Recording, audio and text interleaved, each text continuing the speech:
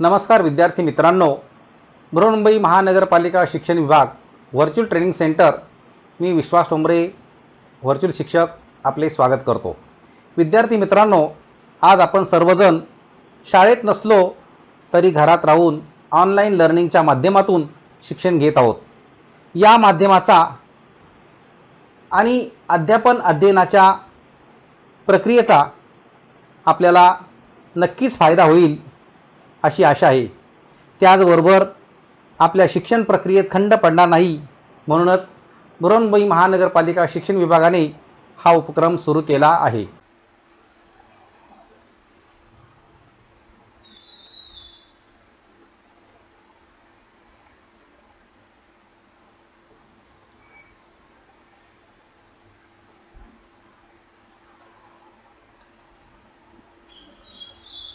इयत्ता 10वी विषय मराठी, कुमार भारती या पाठ्यपुस्तकात आपण पाठ क्रमांक 18, पाठाचं नाव आहे निर्णय। लेखक आहेत डॉक्टर सुनील विभूते।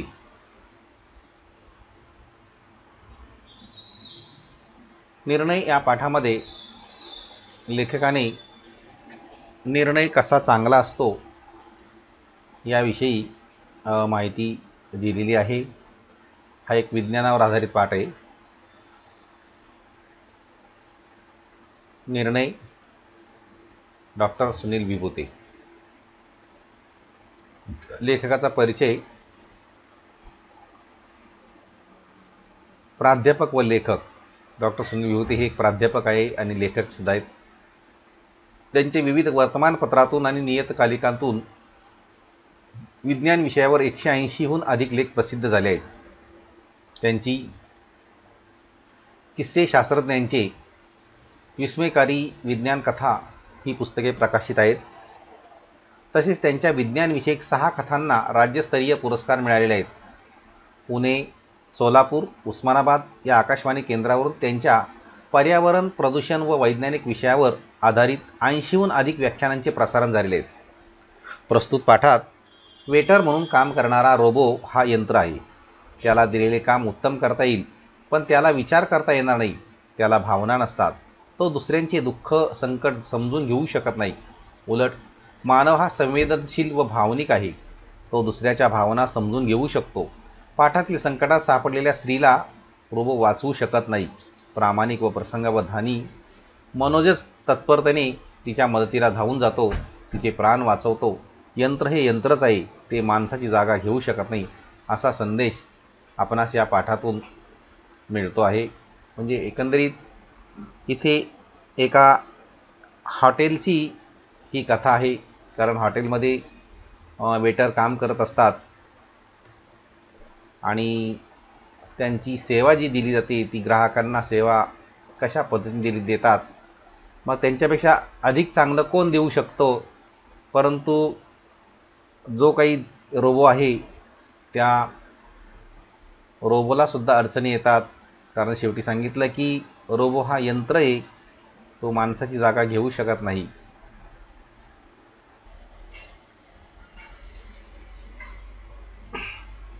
या पाठाचा सारांश आपण पाहणार आहोत। या पाठात न्यू एज रोबो ही कंपनी हॉटेलमधील कामासाठी रोबो तयार करते। कंपनीचा एक प्रतिनिधी हॉटेल हेरिटेजच्या मालकांना रोबो वेटर हॉटेलमध्ये किती चांगले काम करतो, तो किती आपल्याला फायद्याचा आहे, मानवापेक्षा तो किती सफाईदारपणे काम करू शकतो, त्याच्यासाठी इतर असा कोणताही खर्च नाही आणि माणसांचा जसा त्रास होतो तसा त्याचा कोणताही त्रास नाही, हे हॉटेल मालकांना तो समजावून सांगतो। त्रासलेले हॉटेल मालक रोबो खरेदी करतात। रोबो वर्षभर चांगले काम करतो। हॉटेलचे उत्पन्न वर्षभरात दुप्पट होते। परंतु वर्षानंतर रोबोमध्ये बिघाड होतो। नवीन रोबो खरेदी करण्याची हॉटेल मालकांवर वेळ येते आणि त्याच वेळी हॉटेलमध्ये घटना घडते। एक बाई हॉटेलमध्ये रक्तदाब कमी झाल्याने बेशुद्ध होऊन पडली, परंतु रोबोला ती झोपली आहे असे कळले, त्यामुळे दुर्लक्ष झाले। त्या स्थितीत जास्त वेळ गेला असता तर ती बाई मरण पावली असती। परंतु मनोज नावाच्या मानवी वेटरने खरी परिस्थिती ओळखली त्या बाईवर वैद्यकीय उपचार करण्यात आले, त्यामुळे त्या बाईचे प्राण वाचले. यावरून असे लक्षात येते की यंत्रमानव हा यांत्रिक बुद्धीने काम करतो. त्याला स्वतःची बुद्धी नसते. माणसांचे व्यवहार, माणसांच्या भावना त्याला ओळखता येत नाहीत.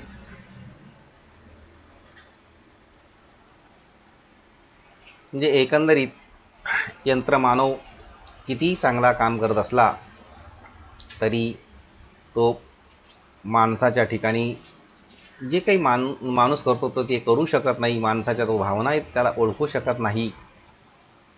फक्त तो काम करू शकतो, परंतु त्याची जी बुद्धी आहे ती यांत्रिक बुद्धी आहे आणि त्यासाठी मानवाने त्या ठिकाणी ती बुद्धी त्याला त्याच्यामध्ये निर्माण करून दिलेली आहे.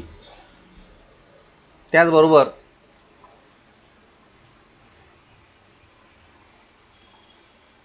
माणसांचे व्यवहार, माणसाच्या भावना त्याला ओळखता येत नाही. म्हणजे एकंदरीत हे फक्त कोण करू शकतो? फक्त आणि फक्त माणूसच करू शकतो आणि ते ओळखू शकतो. म्हणून माणसाची जागा यंत्र कधीच घेऊ शकणार नाही. आता या पाठाचं आपण वाचन करणार आहोत. या पाठामध्ये वाचन करत असताना तुम्ही सुद्धा त्या पाठाचं वाचन करायचं आहे. प्रश्नांची उत्तरसुद्धा सोडवायची आहेत. जसं न्यू एज रोबो कंपनीचा एजंट आम्हाला लॅपटॉपवर माहिती सांगत होता. हॉटेल व्यवसायाच्या गरजा लक्षात घेऊन वेटर, आचारी, स्वीपर, मॅनेजर असे वेगवेगळे यंत्रमानव म्हणजेच रोबो आम्ही बनवले आहेत. आम्ही बनवलेले रोबो हुबेहूब माणसाप्रमाणे दिसतात आणि वागतातही. एका रोबोची किंमत 1,00,000 रुपये आणि दर 2 महिन्यांना सर्व्हिसिंगचे 2,500 रुपये. लाखाची गोष्ट निघाल्यावर सोमनाथ पटकन उठत म्हणाला, राजाभाऊ उठा आता, हे काही आपल्याला परवडणारे नाही. आणि दुसरी गोष्ट म्हणजे रोबो वेटरची सर्व कामं करणं कसं शक्य आहे? सोमनाथप्रमाणे माझाही त्या एजंटवर विश्वास बसत नव्हता. फक्त 5 मिनटं, माझं म्हणणं तुम्ही ऐकून घ्या. माझ्या सांगण्यावर तुमचा विश्वास बसत नाही, पण आधुनिक विज्ञान तंत्रज्ञानाचा हा चमत्कार आहे. मोठमोठ्या शहरातील हॉटेलमध्ये अनेक रोबो काम करत आहेत. आमच्या रोबोबाबत वेटरच्या खाण्यापिण्याचा, पगाराचा, कामचुकारपणाचा विचार करण्याची गरज नाही. आमचा रोबो वेटर मानवी वेटरपेक्षा दुप्पट काम करेल आणि तुम्हाला दुप्पट कमाई करून देईल, याची मी खात्री देतो. एजंटच्या शेवटच्या वाक्याने आम्ही विचार करू लागलो. आता इथे सोमनाथ आणि राजाभाऊ हे दोघे मित्र आहेत. ते हॉटेलचा व्यवसाय करतायत, परंतु शेवटी त्यांना या एजंटच्या एका वाक्यावर त्यांचा विश्वास बसतो की आमचा रोबो वेटर हा मानवी वेटरपेक्षा दुप्पट काम करेल आणि तुम्हाला दुप्पट कमाई करून देईल, याची मी खात्री देतो. ह्या वाक्यामुळे त्या दोघांचा विचार बदलला आणि नंतर ते विचार करू लागले. असे अनेक रोबोट आहेत की जे अनेक ठिकाणी काम करतात, मोठ्या प्रमाणात काम करतात. जे काम माणूस करू शकत नाही त्या ठिकाणी ते काम करू शकतात. परंतु मुद्दा असा आहे की ते काम करत असताना त्या ठिकाणी ती जी त्याला यांत्रिक बुद्धी वापरलेली आहे ती शेवटी मानवानेच ते निर्माण केलेलं आहे. फक्त यंत्र असल्यामुळे त्याला कोणत्याही प्रकारचा त्रास नसतो. मानवाला त्रास असतो. माणूस शेवटी त्याला माणसामध्ये जीव आहे, असा यंत्रामध्ये जीव नसतो. आणि तो यंत्र माणसाच्या सांगण्यानुसारच हे सगळं काम करत असतो, कारण त्याचा जो कंट्रोल असतो तो शेवटी माणसाकडेच असतो. परंतु काम मात्र मोठ्या प्रमाणात करत असतो, हे नक्की. मग आता या ठिकाणी हॉटेल हेरिटेज आहे आणि मी आणि माझा बालमित्र सोमनाथ उर्फ सोमा दोघे मिळून गेली 4 वर्षे हॉटेल चालवतो आहे. शहराच्या बाजारपेठ असणारे आमचे हॉटेल हेरिटेज चांगले प्रशस्त आहे. हॉटेलचा कोणताही प्रश्न आम्ही चुटकीसरशी सोडवतो. पण याला अपवाद म्हणजे वेटरचा प्रश्न. आमच्या हॉटेलमध्ये अनेक वेटर आले आणि गेले, पण त्यांच्या कटकटी कायम होत्या. कामचुकारपणा, अचानक दांड्या मारणे, भांडणं करणे अशा तक्रारीमुळे आम्ही हैराण झालो होतो. वाळवंटातील हिरवळ म्हणून नमूद करण्यासारखी एक बाब म्हणजे आमचा एक वेटर मनोज बराच काळ आमच्याकडे टिकून आहे. मण्यामध्ये बाकी अनेक दुर्गुण असले तरी प्रामाणिकपणा आणि प्रसंगावधान हे अभावाने दिसणारे गुण त्याच्यामध्ये आहेत, म्हणून आम्ही त्याला टिकून धरलं आहे. आता इथे या उतार्यामध्ये की हॉटेल हेरिटेज आहे, अनेक प्रश्न ते सोडवतात. परंतु याला अपवाद काय सांगितला तर वेटर. कारण हॉटेलमध्ये अनेक वेटर येतात, अनेक जातात, कारण शेवटी प्रत्येकाचे प्रश्न वेटरचे सुद्धा प्रश्न असतात. आणि मग ते त्या ठिकाणी कामचुकारपणा करतात, दांड्या मारतात आणि भांडणंसुद्धा करतात. शेवटी भांडणं ही पैशावरूनच होत असतात आणि त्यामुळे हॉटेल मालक हैराण असतात. परंतु एक मात्र त्या ठिकाणी एक वेटर आहे, त्याचं नाव आहे मनोज. त्याला एक नाव दिलं की वाळवंटातील हिरवळ म्हणून, असं त्याला नमूद करण्यात आलं की जसं सगळे जरी गेले पण तो एक मात्र त्या ठिकाणी आहे. म्हणजे त्याला काही बाकी त्याच्यामध्ये गुण दुर्गुण आहेत, परंतु प्रामाणिकपणा आणि प्रसंगवधान हे त्याच्याकडे गुण आहेत आणि म्हणून तो टिकून आहे त्या ठिकाणी हॉटेलमध्ये काम करायला.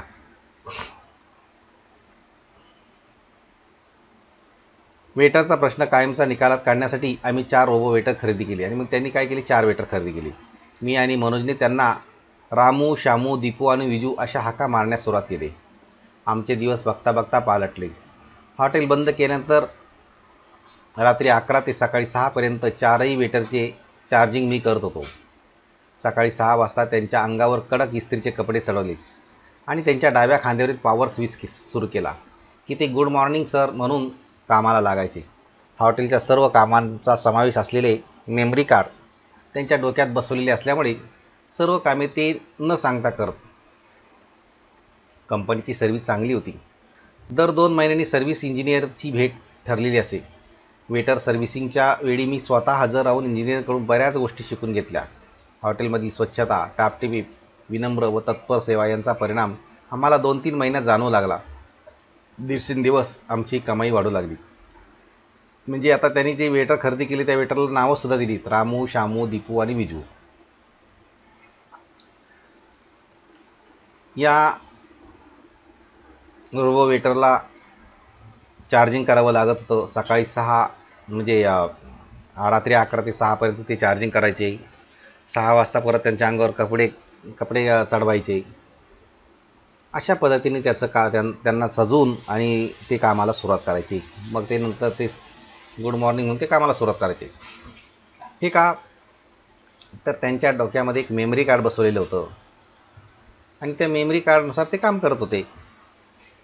त्या ठिकाणी कंपनीचा सर्व्हिसमन इंजिनियर असायचा, तो सुद्धा दर 2 महिन्यांनी यायचा आणि त्यामुळे त्यांनीसुद्धा त्या इंजिनियरकडून बऱ्याचशा गोष्टी शिकून घेतल्या होत्या. 2-3 महिन्यातच त्यांची कमाईसुद्धा वाढत होती. त्याच्यामुळे त्यांना बरं वाटलं की ही रोबो खूप चांगले आहेत असं त्यांना एकंदरीत वाटू लागलं होतं. दुसरं वर्ष सुरू झालं. कंपनीने आम्हाला सांगितलं यापुढे एका वेटरच्या सर्व्हिसिंगला 2.5 ऐवजी 5,000 रुपये पडतील. आता इथे काय केलं, 2,500ची सर्व्हिस 5,000ला सुरुवात केली. सर्व्हिसिंगची दुप्पट फी आम्हाला परवडण्यासारखी नव्हती. इंजिनियर सर्व्हिसिंगच्या वेळी जे करतो ते आपण करू शकतो आणि रोबोचे मेकॅनिक आता आपल्या शहरात आहेत, त्यामुळे किरकोळ दुरुस्तीला अडचण येणार नाही असा विचार करून आम्ही कंपनीची सर्व्हिस घेणं बंद केलं. आणि त्यांना असं वाटलं की आता ही 5,000 त्याला कंपनीला देण्यापेक्षा आपल्याकडे सुद्धा काही इंजिनियर आहेत, मेकॅनिक, ते सुद्धा आपल्या शहरात ते सुद्धा ते काम करू शकतात आणि किरकोळ दुरुस्ती असेल ते दुरुस्त करू शकतात. म्हणून त्यांनी काय केली, कंपनीची सर्व्हिस बंद केलेली आहे. एवढंच नव्हे तर सर्व रोबो वेटरचं एक सर्व्हिसिंग मी स्वतः केलं. विशेष म्हणजे सर्व वेटरचं काम महिनाभर सुरळीत चालू होतं. त्यामुळे आपण 20,000 रुपये वाचवले याचा मला आनंद वाटत होता.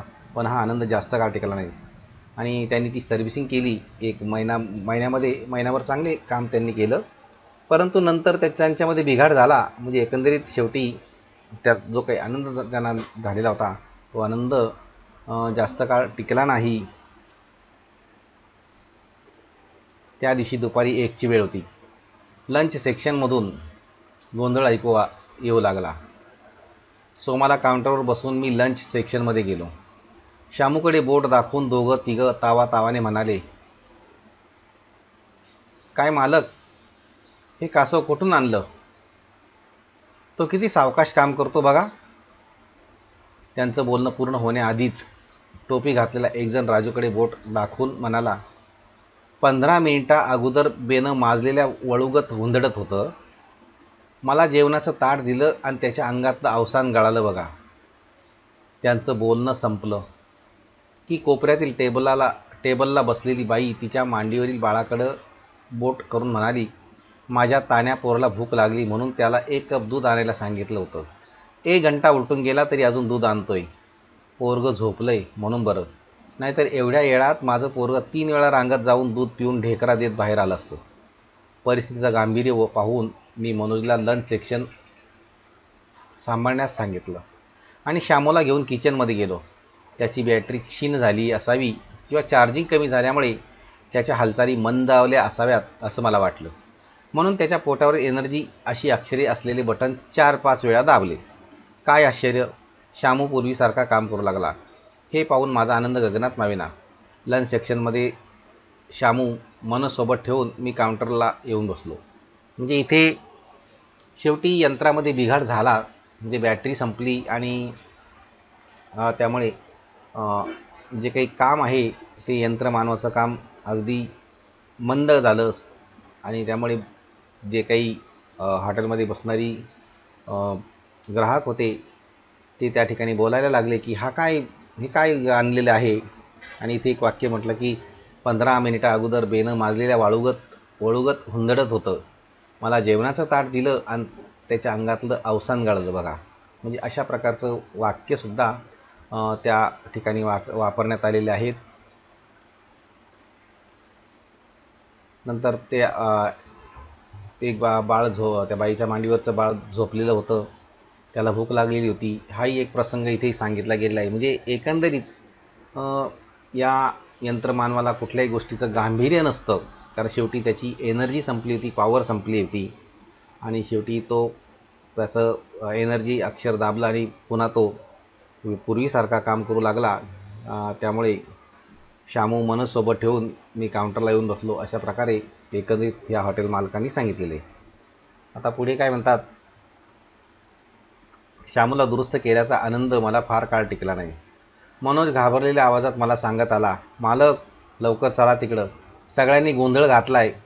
मी जाऊन पाहिलं तर श्यामू भराभर ताटं उचलतो आहे आणि पुन्हा मांडतो आहे. या अनपेक्षित अनाकलनीय प्रकारामुळे गिऱ्हाईक एकमेकाकडे तर कधी श्यामूकडे अचंबित नजरेने पाहत आहेत हे असे दिसले. म्हणजे काय झाले गंमत, तर तो श्यामू दुरुस्त केला बरोबर आहे, परंतु काय झालं त्या ठिकाणी, श्यामू भराभर ताटं मांडतो उचलतो अशा प्रकारची घटना त्या ठिकाणी सुरू झाली आणि सगळे गिऱ्हाईक एकमेकाकडे एका वेगळ्या नजरेने त्या श्यामूकडे आश्चर्यचकित होऊन पाहू लागले. असे प्रसंग पुन्हा घडू नयेत म्हणून दुसऱ्या दिवशी कंपनीत फोन लावून सर्व्हिस इंजिनियरला ताबडतोब बोलावून घेतलं आणि अशा प्रकारचे जे प्रसंग आहेत ते पुन्हा असे घडू नयेत म्हणून त्यांनी सर्व्हिस इंजिनियर ताबडतोब बोलून घेतलं. त्याने आमचे वेटर एका दिवसात दुरुस्त केले. आमच्यावर ओढवलेले विचित्र प्रसंग सांगून सोमाने रोबो वेटरची क्वालिटी चांगली नसल्याचे इंजिनियरला सुनावले आणि शेवटी सोमाने सांगितलं की तुमच्या रोबो वेटरची क्वालिटी चांगली नाही आहे.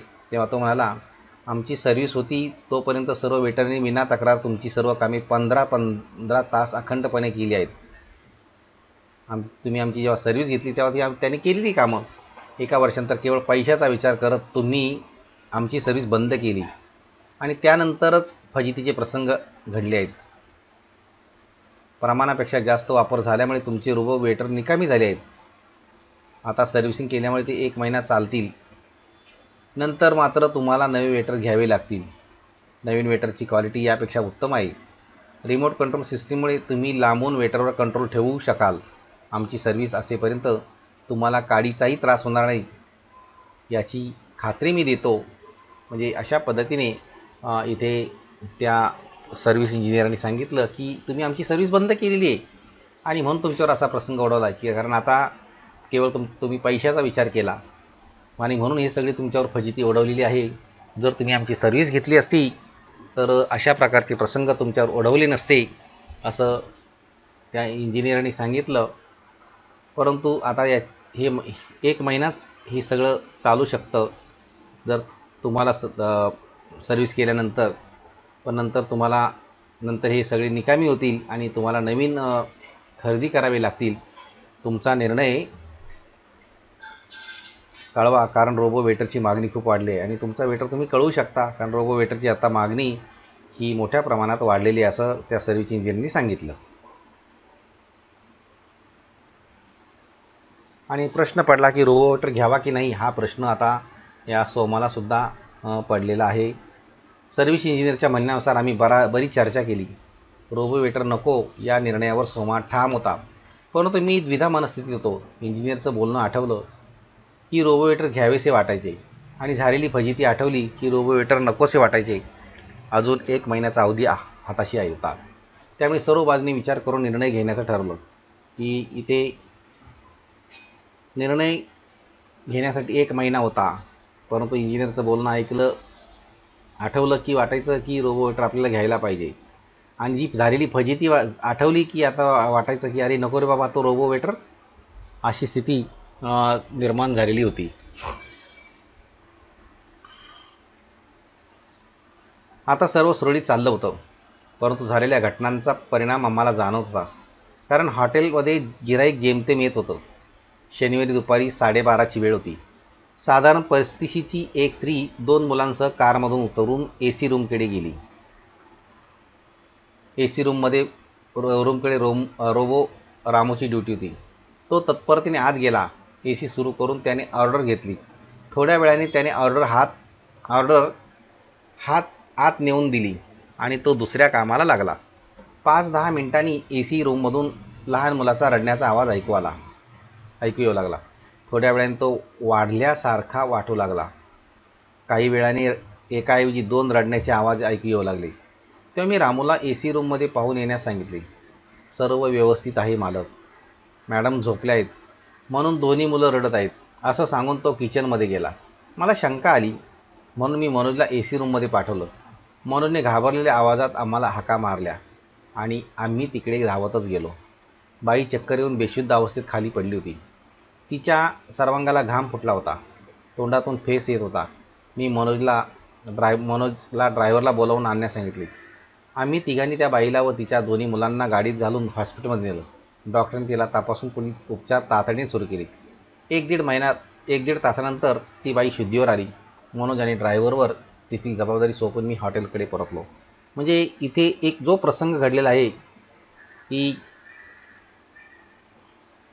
त्या रामूची ड्युटी होती AC रूमची. त्याने ऑर्डर घेतली, सर्व काही झालं. परंतु तो दुसरीकडे गेला आणि त्या ठिकाणी परत सांगितलं की मी रामूला AC रूममध्ये पाहून येण्यास सांगितलं. तेव्हा तो रामू काय म्हणतो की सर्व काही व्यवस्थित आहे, मॅडम झोपल्यात. म्हणजे एकंदरीत त्याला त्या ठिकाणी काय झालं हे नीट कळलंच नाही. नंतर मनोजला AC रूममध्ये पाठवलं की जो मानव आहे त्याला, आणि त्याने सांगितलं की त्या बाईला चक्कर आलेली आहे, बेशुद्ध अवस्थेत आहे ती. आणि नंतर मग पुढील जो उपचार आहेत ते उपचारासाठी तिला हॉस्पिटलमध्ये नेण्यात आलं. आणि अशा पद्धतीने मनोज आणि ड्रायव्हर त्या ठिकाणी जबाबदारी सोपवली आणि मी हॉटेलकडे परतलो. असा इथे एक प्रसंग होता.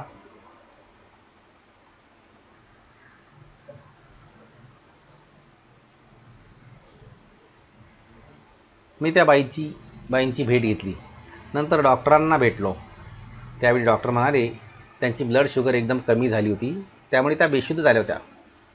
येथे लवकर आणलं म्हणून मी त्यांना वाचवू शकलो, अन्यथा केस हाताबाहेर गेली असती. आता त्यांना कसलाही धोका नाही. त्यांना फक्त विश्रांतीची गरज आहे.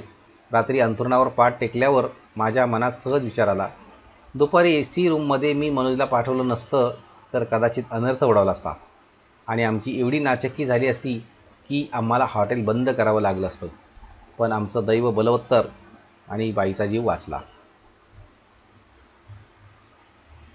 रोबो वेटर खरेदीपासूनच्या सर्व घटना पाहिल्यानंतर एक गोष्ट स्पष्ट होत होती. ती म्हणजे रोबो वेटरमुळं आम्हाला पैसा मिळाला, पण त्यापेक्षा अधिक बदनामी वाटायला आली होती. एका कृतीने बदनामीचा कलंक धुतला गेला. दिवसभरात अनपेक्षित घटना घडल्या. आलेल्या प्रसंगाला तोंड देताना आम्ही माणुसकीचा धागा पकडून ठेवला. पण तो व्यवसायाचा एक भाग म्हणून मनोजने तो धागा उत्स्फूर्तपणे आणि निरपेक्ष रीतीने पकडून ठेवला होता. माणुसकीमुळेच माणूस श्रेष्ठ बनतो हेच खरं. नवीन रोबो वेटर खरेदी करावे की करू नयेत याबद्दल बरेच दिवस मी द्विधा मनस्थितीत होतो. परंतु आता माझी द्विधा मनस्थिती कायमची संपली आणि मी शांतपणे कधी झोपलो हे मलाही समजलं नाही. तर अशा प्रकारे ही एक विस्मयकारी म्हणजे विज्ञान कथा आहे. इथे रोबोवेटरमुळे एक प्रसंग जो घडला तो अतिशय वाईट घटना होती. बदनामी त्याची होत होती. परंतु शेवटी मानवाने म्हणजे माणूस श्रेष्ठ इथे सांगितला गेला की जे काही केलं ते माणसाने केलेलं आहे आणि तो मनोजने अतिशय चांगलं काम केलं. जर मनोज जर त्या रूममध्ये गेला नसता, AC रूममध्ये पाहायला, तर अतिशय वाईट घटना घडली असती असं इथे सांगितलेलं आहे. आणि त्यानंतर त्यामुळे आमचा हा व्यवसाय बंद आम्हाला करावा लागला असता. आणि त्यानंतर मग अशा प्रकारचे रोबोवेटर घ्यावेत की नाही असा प्रश्न निर्माण झाला होता. परंतु तो विचार करता करताच मी शांतपणे कधी झोपलो हे मला समजले नाही असं या कथेमध्ये सांगितलेलं आहे. मग आता या पाठाचं आपण वाचनही केलेलं आहे. मी त्याचं स्पष्टीकरण केलं आहे. तुम्हाला यावर काही प्रश्न देण्यात येत आहे. हा पाठ आपण 2 भागात घेतो आहे. एक पहिला भाग हा भाग क्रमांक 1 होईल आणि नंतर एक दुसरा भागसुद्धा घेणार आहोत. या झालेल्या भागावरती प्रश्न आहेत. पाठाचे वाचन करा व प्रश्न सोडवा. हॉटेल मालकास रोबोची आवश्यकता कशी निर्माण झाली? रोबो माणसापेक्षा चांगला कसा आहे आणि रोबो माणसाची जागा घेऊ शकतो का? अशा प्रकारचे हे 3 प्रश्न तुम्हाला सोडवायला दिलेले आहेत. या प्रश्नांची उत्तर तुम्ही सोडवायची आहे. पाठाचं वाचन करायचं आहे. या घटकाची बरीचशी माहिती देण्याचा प्रयत्न करण्यात आलेला आहे. आपणही या घटकाचे व पाठाचे वाचन करायचे आहे आणि पाठ्यपुस्तकात दिलेले जे प्रश्न आहेत त्या प्रश्नांची उत्तरं सोडवायची आहेत. त्याचबरोबर आपल्याला मी काही प्रश्नसुद्धा दिलेले आहेत. ते प्रश्नसुद्धा आपण सोडवायचे आहेत. आणि याबरोबरच या पाठाच्या आपल्या प्रतिक्रिया आपण बृहन्मुंबई महानगरपालिकेच्या YouTube चॅनलवर जरूर कळवायच्या आहेत. धन्यवाद.